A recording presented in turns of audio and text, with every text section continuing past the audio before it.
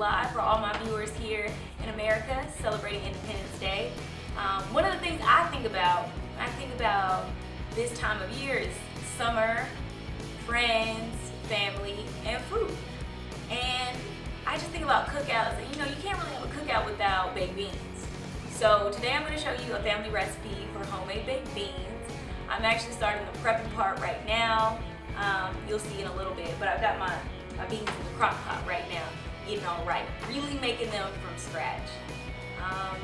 Not much more to say, so I hope you guys enjoyed this video. Don't forget to like, comment, share, subscribe if you haven't already, and stay tuned so you can see how my family makes homemade baked beans.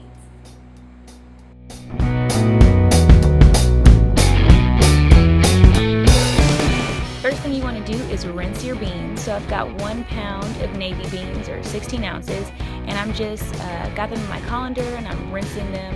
When I put them in my crock pot, I wasn't sure if my crock pot was big enough to have the full 16 ounces, so I did 8 ounces at a time with 3 cups of water, but then I realized it all would fit, so I put the whole thing in there. So just skip to that step and put the whole thing in there. I've got 3 cloves of garlic, and then I've got 1 white onion that I cut in half. I'm adding some Bragg's liquid aminos to it, and then I added a little bit of salt. Popping the lid on there, and I am leaving these overnight on low, and this is what they look like in the morning. So I had to go somewhere, so I went ahead and strained off the juice and saved it, and then I put my beans in the refrigerator, and now I'm adding them back to my crock pot.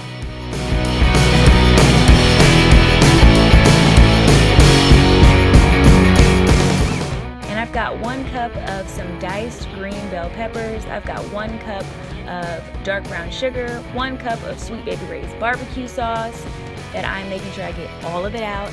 And then I've got about a cap full of liquid smoke. And then what you want to do is just make sure you mix all that goodness up, okay? And then once you feel like it's thoroughly or mixed well enough, just go ahead and pop your lid on that thing and allow it to do its thing, okay? I actually forgot my most important step was the bacon bits. This is my substitution for meat, where most people would add some into their baked beans, but it gives it a nice great saltiness as well as some more texture to your beans. So I'm just stirring those in. After about an hour or so, I went ahead and took my beans out and taste tested them. They looked beautiful and tasted great. Now stay tuned because I've got a bonus recipe for you. This is inspired by all of my Californians that love to have some Mexican corn or elotes. And you guys, this is the cheat way, so I just boiled some corn, and the first thing I'm going to do once it's nice and ready is butter it. And then the next thing you want to do after you have as many ears of corn or niblets of corn that you're going to prepare lathered up in butter, you want to go ahead and spread on some mayonnaise. I know it sounds weird, but just give it a chance, you guys. The flavor combination that is about to happen is explosive, okay? Okay, now that we've got our corn rolled in our butter and mayonnaise, we're going to roll it into this Mexican cheese called cotija cheese, which is a creamy, salty, crumbled cheese, I guess most closely related to Parmesan.